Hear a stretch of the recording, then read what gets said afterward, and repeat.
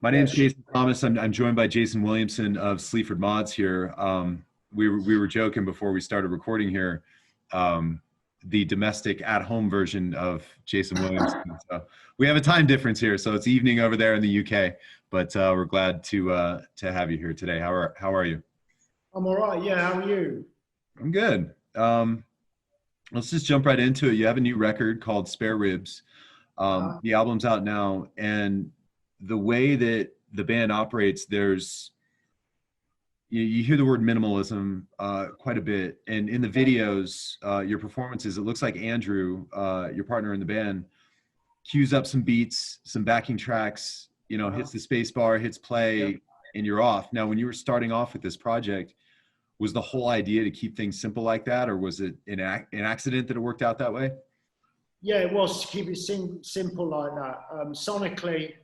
Sonically speaking, we're minimalist anyway, but you know, how we recorded it was, well, how are we going to do this on stage? And to have guitars and clutter around and leads everywhere, just I just thought was it was just too much hassle. And I struggled a long time with the fact that, well, how are we going to do it? Just press play on a backing track.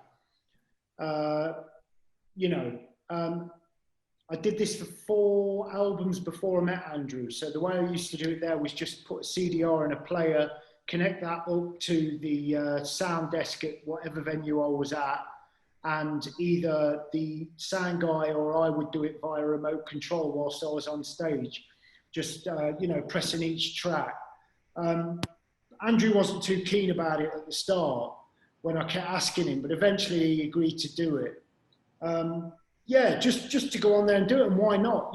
It's a real big it's a real big two fingers up to this idea that you've got to have multiple things on stage with you at the same time, whilst you're doing this. It just looks cluttered, and I just don't, we just didn't feel it was the way forward for us.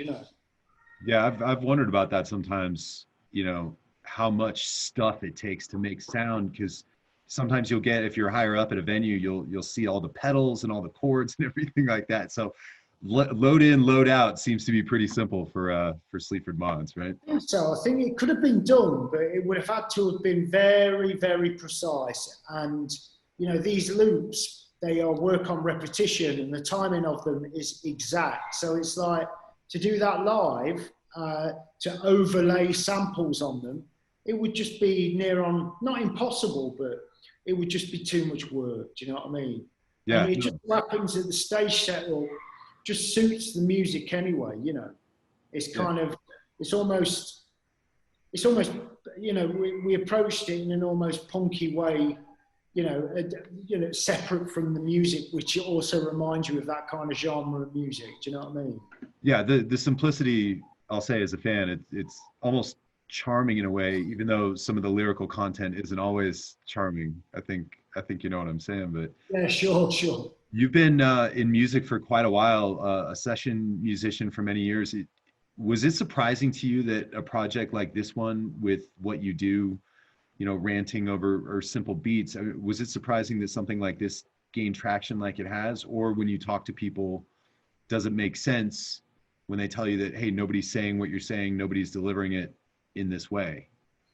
Yeah, I mean, firstly, I was never a session musician. I was just kind of trying to find myself in various projects. So I was always leaping from one genre to another. Not so much, I spent a lot of time in guitar music, in rock, folk, kind of beat music, and then I moved over to electronica and started doing stuff with just somebody sat at a computer. You know what I mean? But yeah, when we stumbled on to the formula of Sleaford, yeah, definitely. It took me by surprise, it getting anywhere. It was so coarse, and even I was quite repulsed by it. It was like, but it was something we needed to do. And yeah, it took us by surprise, honestly. And on art, I never thought it would get anywhere. Yeah, you see that, throughout the history of rock and roll, the umbrella term rock and roll, every couple of decades, stripping things down and getting back to the bare bones and keeping it simple can be refreshing. And it's an interesting point you're saying that, stripping it back, because it did feel like we were taking back the layers, because at the time in England, the music had become so stifled. It was post-Oasis, post-Libertines, guitar rock. It was just bullshit. It was boring, you know. And there were a few other bits floating about. Grime was starting to flourish, and obviously a few other bits, you know what I mean? But generally speaking, it was a bit of a barren landscape. So in this band, in Sleaford Mods, the lyrical content, the attitude, the dialect, the delivery, it's all very, very English, very UK. When you've played other countries, like the States, for example, and you talk to fans, why do they gravitate towards your music? Because like I said, it seems very English. So people outside of the UK, what do they tell you about your music and why they're enjoying it like they do? I think people just connect to, there is a lot of familiarity in it within the music, within the way I deliver vocal, the singing or the rap or the ranting or whatever people want to call it. Although it's in an accent that's probably a little bit alien to a lot of people, the tone of which I do it and the ferocity of which I do it is very similar to a lot of historical musical figures in some respects, I guess, you know. And as regards to music, that kind of reminds people of post-punk, of punk, of to a certain degree hip-hop, trap music perhaps, you know. So there's all of these things people can cling on to, you know what I mean? Also, it does adhere to the pop music formula of verse, chorus, break, middle eight, you know what I mean? And this is something that is also familiar to people's psyches, you know what I mean? Yeah, and like you were talking about punk, I mean, the punk fan in me just loves seeing somebody and hearing someone do something with conviction, with feeling, something that feels raw, even if I don't understand it fully, like the political references sometimes, government programs in the UK. I am learning a little bit listening to the music sometimes. As I'm talking Sure. about, I'll look that up real quick, but those are some of the reasons why the music, why I've gravitated towards some of Thank the you. Sleaford Thank you. Mods records. Writing stories and putting down words about your life, has that been therapeutic for you? Even just writing about everyday things, the Yeah, mundane kind of yeah. stuff. Did you always have a talent for taking things like that and making it sound funny or edgy, or did that come? No, not always. It took me a long time to get around to it. And then I was pushed into a corner. And that's when I started to do it. I kind of put two and two together and started to do it. I was mainly, you know, motivated by rap music, and I wanted to rap. I wanted to do that kind of thing. But I was aware of the fact that, you know, I wasn't the same person as a lot of my influences were. And indeed, not even living in the same country. So it was important to do it in my own way. And so I simply just sat there and started writing as a rapper would about my surroundings, putting humor in it because I was used to listening to a lot of rap music with humor, you know, but at the same time, very dark music, and trying to fuse those things as well. And that's when it kicked off, you know. So your evolution as a lyricist, has there been an evolution, or is it just this Yeah, is what I'm doing, take it or leave it? yeah, totally. About mid-30s onwards, I started to write long monologues about what I saw around me. You know, before that, it was very much cliched rock lyrics. Oh, pity me, why has my girlfriend left me type stuff, Mhm. you know, that didn't mean anything or tried to mean something, but they were just, you know, trying too hard. And, you know, when I started just writing outside of myself and not being so full of self-pity and talking about the political environment around me and how I was struggling in the face of it, that's when things started to change, you know. Yeah, and this is, I think, related to that. I think we all love hearing a good takedown from time to time, but correct me if I'm wrong here, but as time has gone on, you've maybe become a little more introspective and maybe Yeah, likely to totally. put a mirror up to yourself. Totally, yeah. I think it's come full circle in some respects.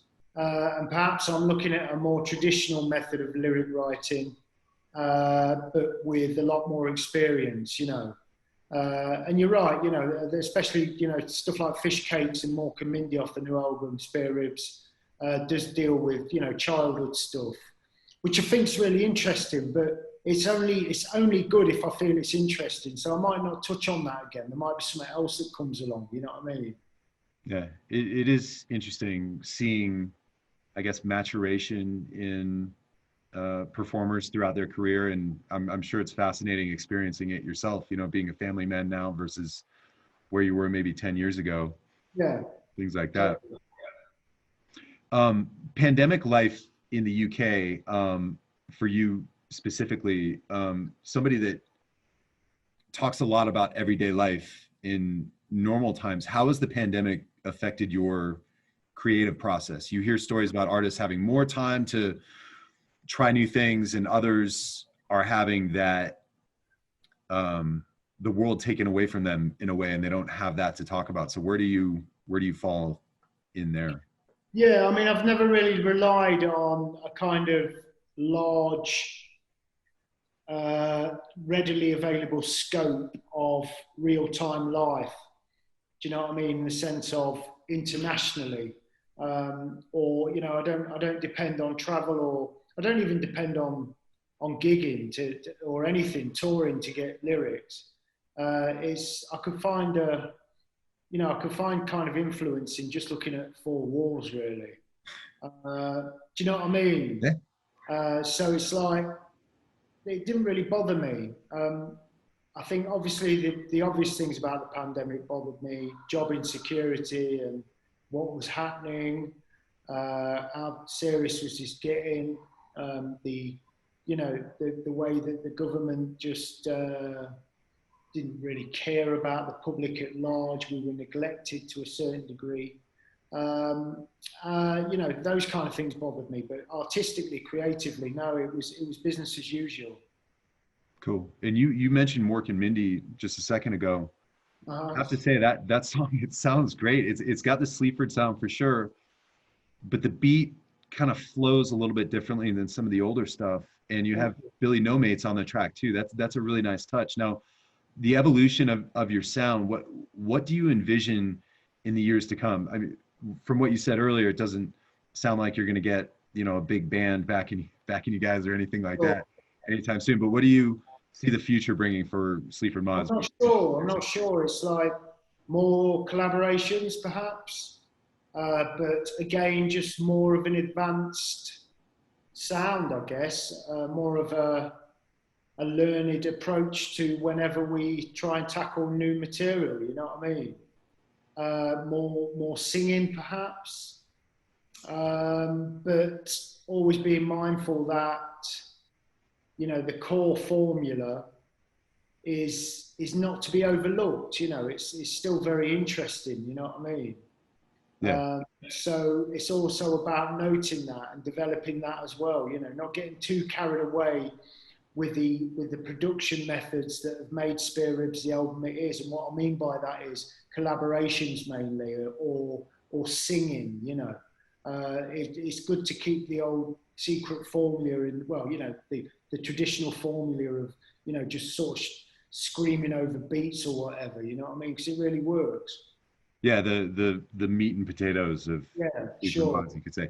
And I'll say, as somebody in the States playing your records on the radio, there aren't any other bands that sound like Sleaford Mods here in the States. So it is something that definitely stands out. And I've gotten calls, and just it's really interesting to hear how people respond to your music. Like I said, it's very English, it's very UK, but it's something Sure. that you can understand. It's exotic in this at Uh-huh. the same time, I guess. Thank Um, you. your record label, Rough Trade. This is a little in the weeds here, maybe for the music geeks, but um, the record label, how you got in with Rough Trade. It's a pretty iconic label. Was that a conscious decision to work with them, or did they seek you out? How did that partnership begin? Yeah, they came to us, you know. I really didn't know who, you know, we didn't think we were kind of record company material, but Rough Trade aren't your average record label. You know, they're a very integral, purist almost, you know, record label that just wants to release good music. And you know, in an industry full of very suspect, patchy music, it's quite a rare thing. So, so when they approached us, our old manager suggested we should do it. You know, he was very sort of educated in the old ways of you know, the old English labels, post-punk and everything else, and blah blah blah, and thought it was a good idea. So yeah, so we made that move. You know what I mean? We went to have a meeting with him, and yeah, we signed up with him. Yeah, it's kind of cool. You know, I get as someone that gets a lot of records. You know, I see that little Rough Trade Yeah, logo. yeah, It's like, oh, this there's got to be something here. So So I think we'll be with them for as long as they want us. You know what I mean? yeah, I think that definitely works in your favor. So Spare Ribs records out now. Jason Williamson, I just want to say thank you so much for your time. No problem. Being the family man that you are. So wishing you the best in the future, and hope everything goes well with this record, and hope there are many more to come. Thank you very much. Nice talking to you, Jason. Thanks, man. Take care. Bye bye. Goodbye.